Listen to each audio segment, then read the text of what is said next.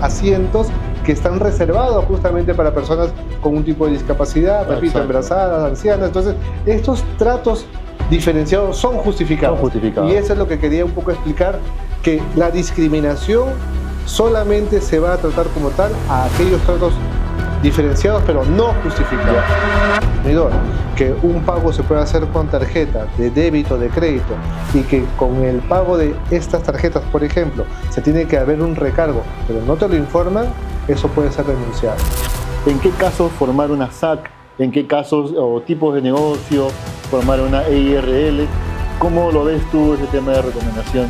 Muchos empresarios, emprendedores no están metidos en esta cartera financiera de los bancos porque no declaran ingresos, no emiten factura, no emiten boleto. Eso es lo que también a veces confunde muchas personas. El reclamo es la disconformidad que tiene un consumidor sobre el producto o servicio. Genial. Y la queja es la disconformidad sobre el trato que te da un proveedor de productos o servicios. Cobran con tarjeta, dicen no, o sea, ¿sabes qué? La tarjeta me cobra el 5%, por lo tanto, le voy a transferir ese 5% a mi cliente. ¿Qué pasa? Llega el cliente, paga con la tarjeta y le dices, le voy a cargar 5% adicional. ¿Qué pasa con eso? Si no está informado ese cliente previamente de ese sobrecargo del 5%. Si es que algún consumidor usuario especial denuncia de manera también sin sustento, claro, ¿no? Eso se llama denuncia maliciosa. Y eso, Carlos, también es una infracción.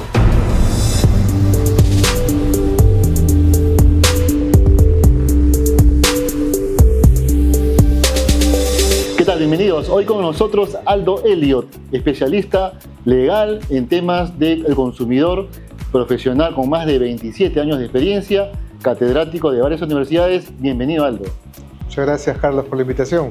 Espero que sea útil la conversación que tengamos el día de hoy. De todas maneras, va a ser útil para nuestros emprendedores.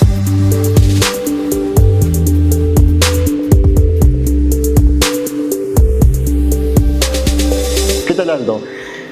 La semana pasada tuvimos nuestro primer capítulo, aspectos contables a tomar en cuenta sobre el proceso de formalización, un tema muy interesante con nuestro profesor Martín Reaño, y hoy te invitamos para que nos puedas dar alcances sobre aspectos legales. ¿Qué tomar en cuenta cuando un emprendedor quiere iniciar un negocio, iniciar un emprendimiento, un sueño? ¿Qué aspectos legales a tomar en cuenta en inicio? Claro que sí, justamente muy interesante fue el anterior podcast que tuve la oportunidad de verlo, ¿no? Muchas gracias. Donde justamente se dan muchos alcances contables que tienen que tomar en cuenta todo emprendedor. Sin embargo, entre los aspectos legales hay que tomar en consideración que en el Perú sabrás que hay pues más de 2,5 millones de emprendedores que pues de alguna manera se manejan de forma informal, ¿no? En el Perú. Y siempre hay un miedo de querer formalizarse, quizás por la burocracia que puede existir o que han caracterizado algunas entidades de la administración pública. Sin embargo, eso ha venido cambiando de a pocos durante el tiempo y hay que un poco mencionar los beneficios para la formalidad. Para poder formalizarse, que justamente debe de conocer todo aquel emprendedor en este país. Creo que uno de los primeros grandes beneficios de poder formalizarse es por el tema tributario, ¿no? Así es. El poder de alguna manera formalizarse va a significar que un emprendedor va a poder emitir comprobantes de pago, ¿no? Como facturas o boletas, y básicamente con alguno de estos comprobantes el poder tener un crédito fiscal que le va a poder ayudar, por ejemplo, a poder pagar el tema de sus impuestos, ¿no? Y otro de nuestros temas más adelante que vamos a tocar en otros capítulos es el beneficio financiero, insertarse en el sistema financiero, porque normalmente cuando vas a una entidad financiera te piden sustentar ingresos. Exactamente. Entonces, muchos empresarios, emprendedores no están metidos en esta cartera financiera de los bancos porque no declaran ingresos, no emiten factura, no emiten boleta, ¿no? Exactamente, y ese justamente es el segundo beneficio que te quería hablar. El poder justamente formalizarse y emitir los comprobantes de pago va a generar en un emprendedor un crédito, ¿no? O un récord, mejor dicho, un récord, en este caso tributario, que le va a permitir justamente ir a una entidad bancaria financiera para poder sujeto de un préstamo que le permita justamente a un emprendedor crecer y aumentar capital el poder aumentar sus productos, sus servicios y poder obviamente ir desarrollándose durante el tiempo. Genial.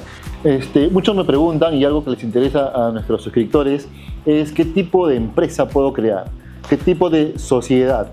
Existen muchas figuras en el Perú y hemos conversado de los regímenes tributarios, hemos conversado de cómo emprender como persona natural o con jurídica, pero ahora conversanos sobre qué tipos de sociedades se pueden formar.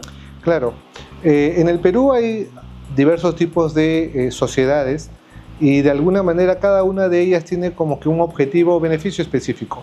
Por ejemplo, existen lo que son las empresas individuales de responsabilidad limitada, que son las conocidas IRL, las sociedades de responsabilidad limitada, que son las SRL.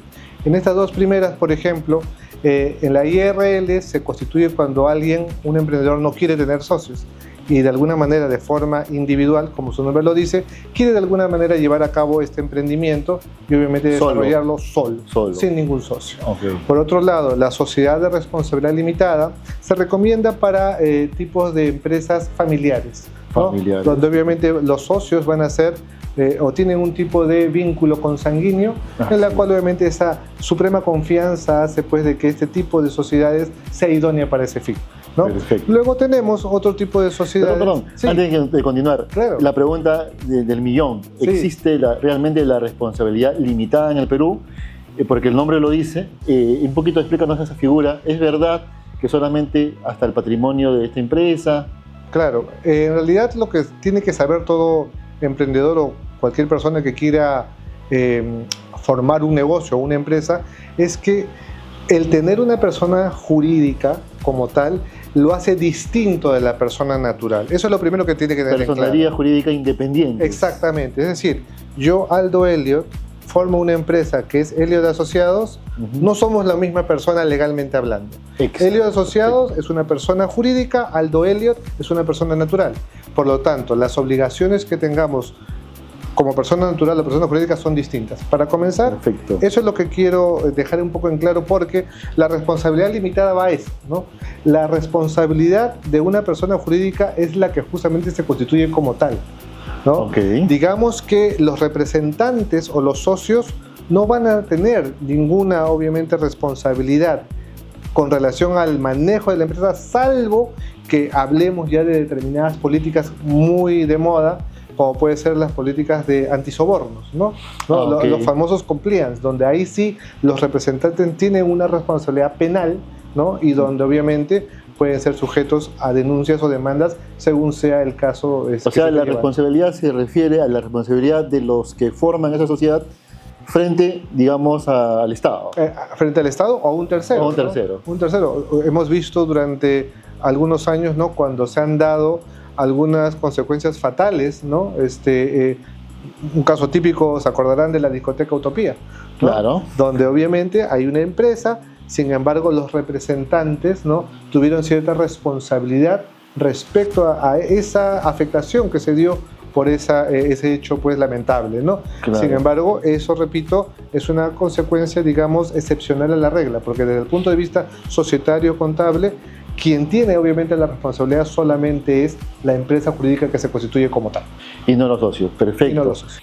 ¿En qué casos formar una SAC? ¿En qué casos o tipos de negocio formar una EIRL? Por ejemplo, me imagino que las EIRL son negocios más personales, más negocios, digamos, de servicios, o para gente que produce muy poco, que tiene un proceso productivo chico. ¿Cómo lo ves tú ese tema de recomendación? Todo depende de lo que quiera hacer el emprendedor, ¿no? Si hay un emprendimiento realmente pequeño, ¿no? Quizás, obviamente, como tú sabes, una persona natural también puede tener un RUC y tener un negocio, ¿no es cierto? Entonces, se debe de entender que para este tipo de negocio pues hay un tipo de formalización que le va a llevar a que pueda, digamos, igual tener los beneficios que hablamos en un comienzo, ¿no? Claro. Pero a nivel, digamos, pequeño, micro, ¿no es cierto? Micro, claro. Y sin embargo, hay otras empresas que pueden ser, digamos, profesionales, ¿no? Claro. En las cuales, pues, una IRL viene muy bien, ¿no es cierto? Porque claro. ahí me presento como un profesional y puedo brindar mis servicios, ¿no? Para que me conozcan a mí como tal, IRL, claro. Ante, obviamente, los usuarios, los consumidores que quieran, obviamente, tomar mis servicios, ¿no? Y justamente sobre ese punto, Carlos, es importante también decirle al público lo importante de la formalización, y es un tema de confianza. Obviamente, el que tú seas una empresa formal o un emprendimiento formal va a generar confianza, primero en tus usuarios o consumidores, porque justamente van a ellos a tener, digamos, la determinación o la seguridad de que no están tratando con cualquier proveedor de productos o servicios, sino de que confiable. Es un proveedor confiable a la cual se va a poder acceder a productos o servicios idóneos. Justamente en estos tiempos que crea mucha desconfianza, inclusive comprar por internet, ya que los negocios, por ejemplo, te cuento un poco mi experiencia. Antes del 2020, las ventas de varios clientes de nuestro estudio era en tienda 80% y online era 10, 15, 20% a lo mucho. Post pandemia marcó una línea divisoria en la realidad: 80% ventas online y un 20% ventas en local. Exacto. Entonces ahora, como tu consumidor es prácticamente virtual, hay que crearle confianza. Exacto. Hay ciertos derechos que tiene ese consumidor para que, además que se cree confianza, no te genere por ahí un tema de alguna multa, alguna sanción por un maltrato a este consumidor. Exactamente, justamente en el Perú hay una ley de protección y defensa a los consumidores, que es la ley 29571, donde obviamente todos los proveedores de productos y servicios, donde se incluyen a los emprendedores, tienen que tomar en cuenta, ¿no? Entonces, ¿qué sucede? Cuando un emprendedor es informal, no solamente está cometiendo una infracción desde el punto de vista, ¿no?, de los documentos que tiene que obtener para poder funcionar, digamos, al margen de la ley, sino que también frente a un tipo de reclamo o queja, van a también ser responsables ante Indecopi. Y allí sí, como no hay empresa, ¿quién va a ser el responsable? La persona natural que está llevando a cabo el negocio. Entonces, esto, por ejemplo, está bastante bien regulado en el Perú. Como te digo, hay una norma que de alguna manera procedimenta cómo un consumidor y un proveedor tienen derechos y obligaciones, ¿no? Entonces, uno de los principales es el libro de reclamaciones, ¿no? El libro de reclamaciones, ¿no? Para ello hay que diferenciar mucho el reclamo de la queja, que eso es lo que también a veces confunde muchas personas. El reclamo es la disconformidad que tiene un consumidor sobre el producto o servicio.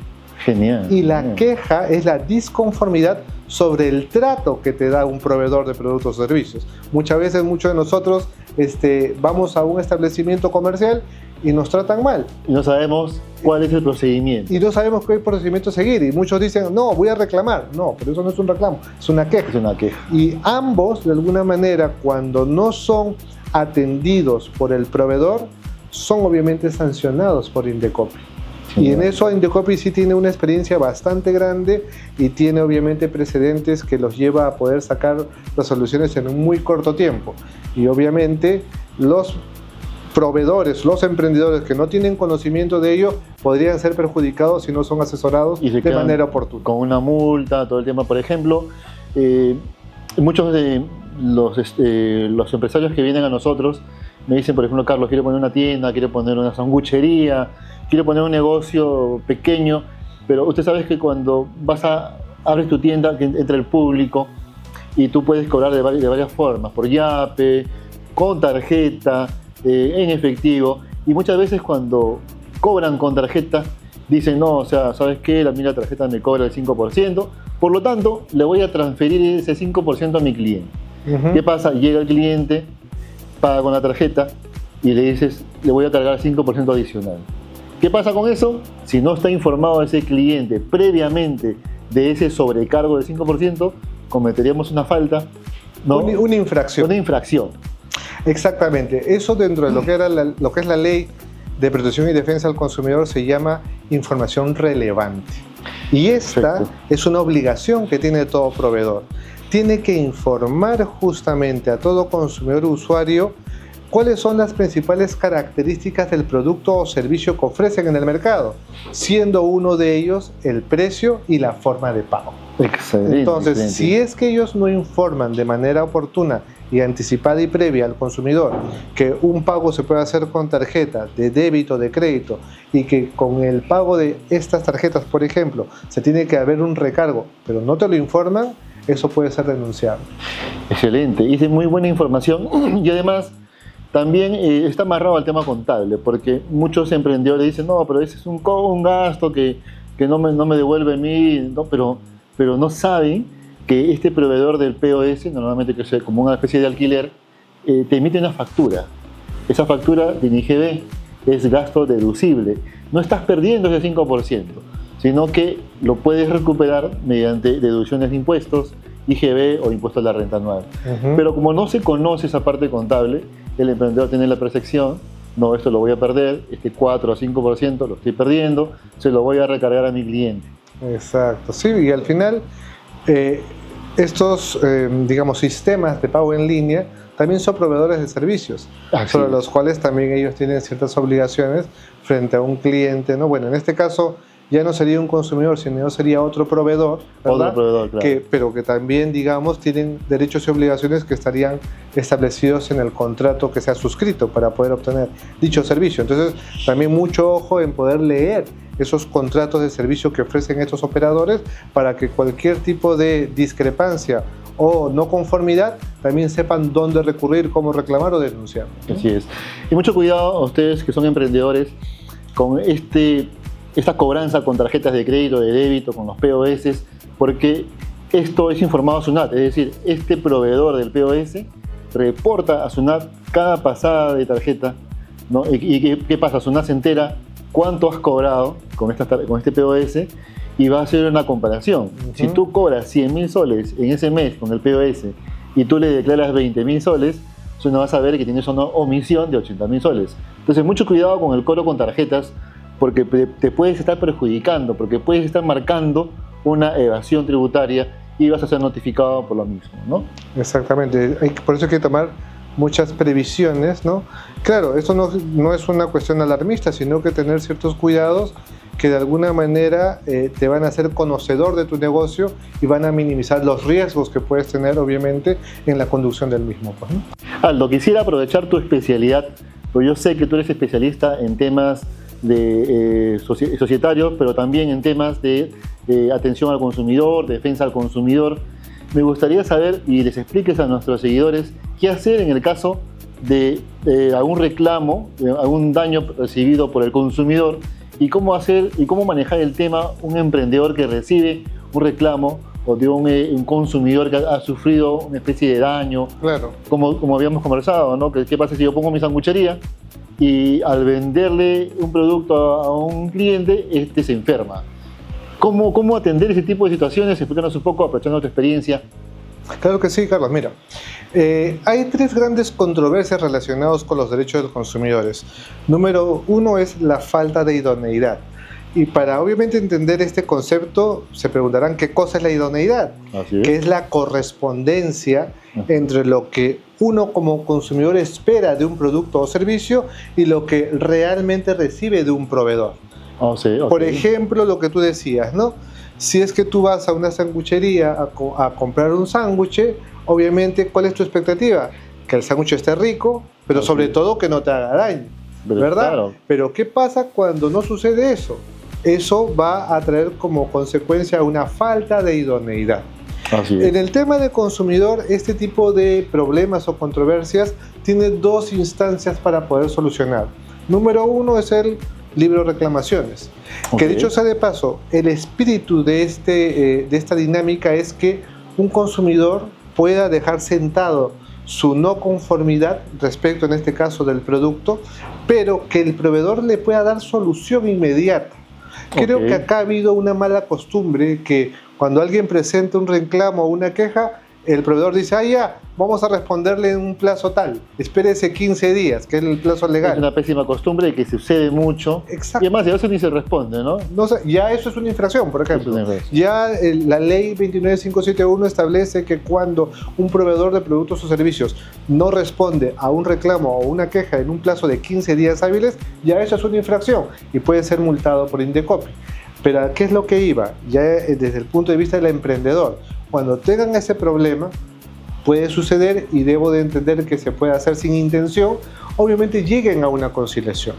Porque en el momento de que surgió el impasse, la inconformidad o la queja. En ese momento tiene que ser. En ese momento llegar a un acuerdo con el consumidor y que eso quede sentado también en la hoja de libro de reclamaciones. Okay. Porque con ello el emprendedor se evita que posteriormente pueda ser denunciado. Y dejo huella que todo este tipo de reclamos le doy solución rápida. ¿No? Exactamente, y eso también genera un poco también confianza en que si es que a otro le sucede algo, repito, de manera involuntaria, no intencional, pues no pierda esa clientela. Segunda controversia de la que te iba hablando, Carlos, es el tema de la falta de información. Hablábamos en algún momento de la información relevante, que es una, repito, obligación importantísima de todo proveedor, de poder dar datos, información precisa a un consumidor de las características de un producto o un servicio, y sobre todo hacerlo de manera fácil, entendible, comprensible, ¿no? En idioma castellano, como te dice la ley, ¿no? Y visible, claro que sí, para que obviamente un consumidor ante cualquier reclamo, de repente si tú lo has informado, queda visibilizado esa información, ya no hay manera de que lo puedan denunciar a un proveedor, a un emprendedor. Y por último, tenemos la última controversia, que no menos importante, que es el tema de discriminación en el consumo, ¿no?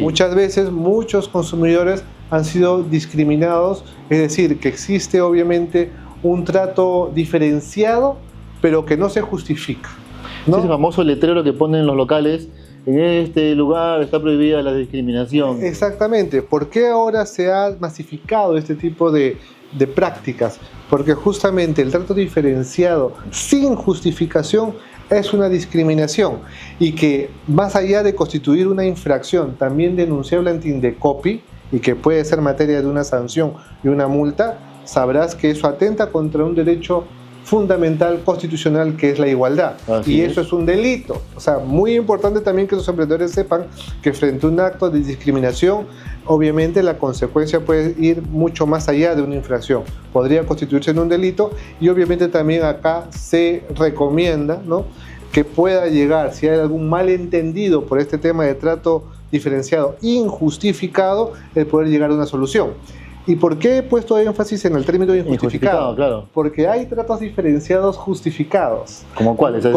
Exactamente. Por ejemplo, cuando uno va a un restaurante, ¿no?, y tiene los famosos carteles, ¿no?, de estos, este sitio es para personas ancianas, ¿no? Claro. O para personas embarazadas, o cuando tú también vas a un banco y hay una cola preferencial para personas ancianas, embarazadas. O las famosas sillas en los restaurantes para niños, que es un trato diferenciado. Es un trato diferenciado, pero está justificado. Está justificado. ¿No? Porque justamente está, digamos, hecho para personas que no tienen de repente la misma condición que tú o que yo. Una persona que entra en silla de ruedas no puede ir al segundo piso, en el primer piso está atendido. Exactamente. O cuando tú vas a un medio de transporte público, hay asientos que están reservados justamente para personas con un tipo de discapacidad, repito, embarazadas, ancianas. Entonces, estos tratos diferenciados son justificados. Y eso es lo que quería un poco explicar, que la discriminación solamente se va a tratar como tal a aquellos tratos diferenciados, pero no justificados. Ahí hay un tema muy importante.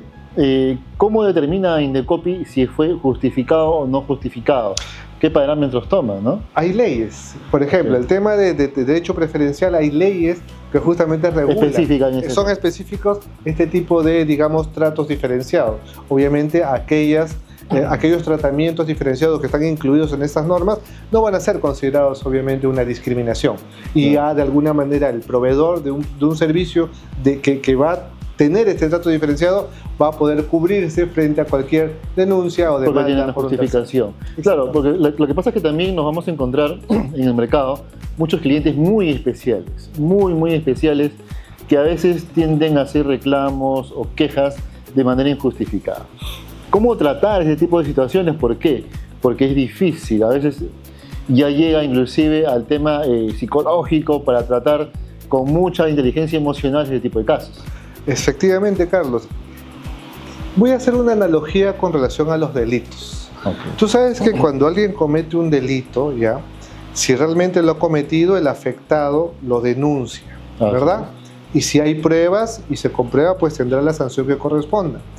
Pero, ¿qué pasa? En el ámbito penal también, cuando alguien denuncia de manera falsa a otra persona que lo ha cometido, supuestamente, eso también es un delito que se llama calumnia.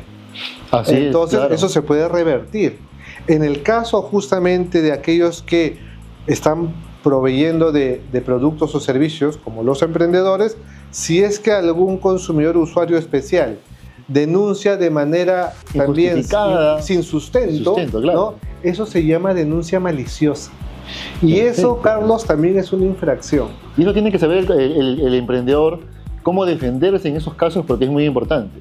Cuando tú eres un negocio, abres la puerta hacia el público y no sabes quién entra en tu local. Exactamente. No sabes con qué, siendo empático, no sabes qué situaciones pasan cada persona que entra a tu local, no sabes qué situaciones están pasando a esas personas que entran a tu local. Claro, tú no tienes la culpa, pero tú tienes que saber cómo defenderte en muchas de esas situaciones que se convierten a veces en temas legales, al final de cuentas, y que muchas veces el emprendedor se ve desprotegido. Exactamente. Porque piensa que ya me pide el libro de actas, me pide el libro de reclamaciones, ajá, y ya me fregué, ya no puedo hacer nada, tengo temor de que esta persona me pida el libro de reclamaciones.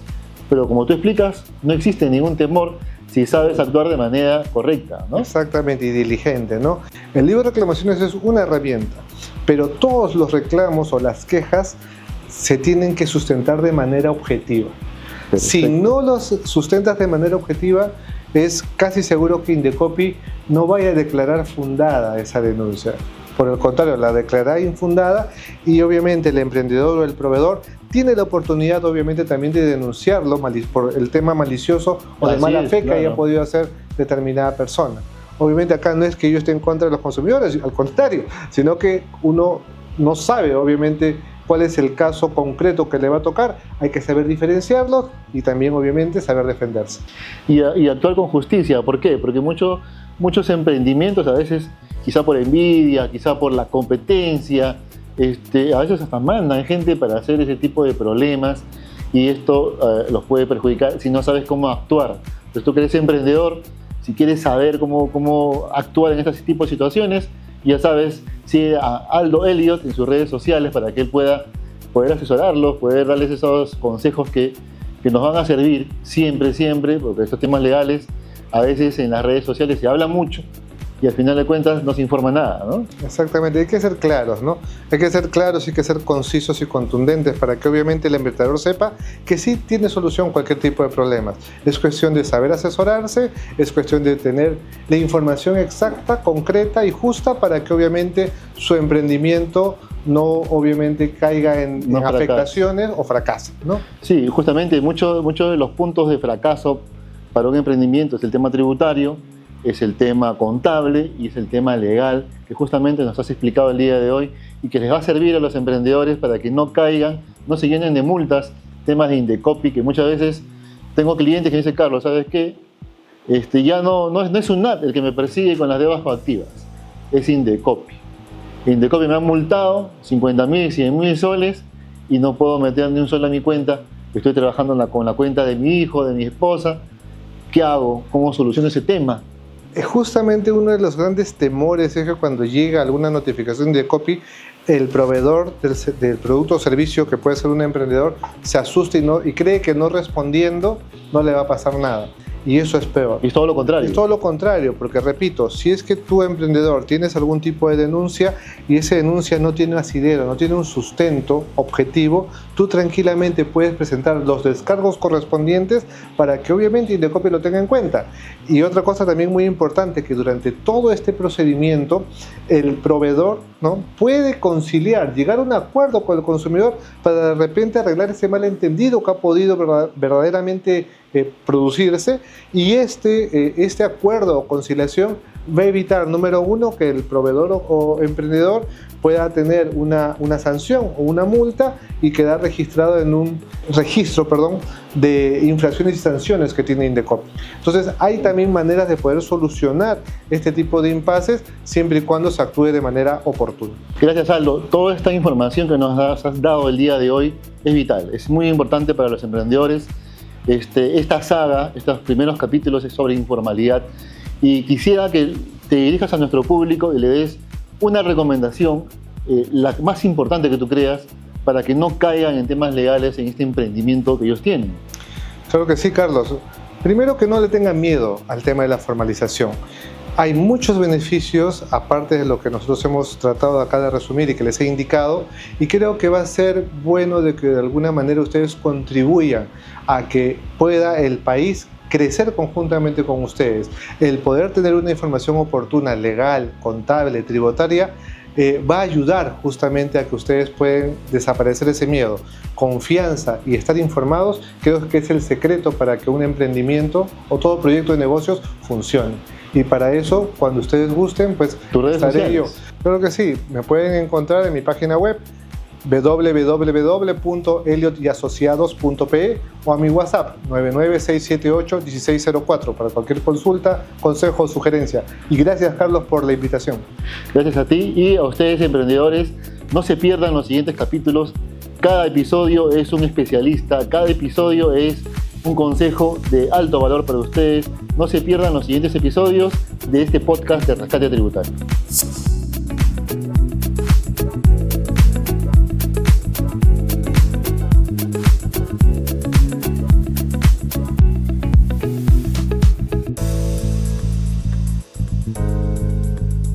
Y no olvides seguirnos en las redes sociales, en el TikTok, en el YouTube, para tener más contenido exclusivo.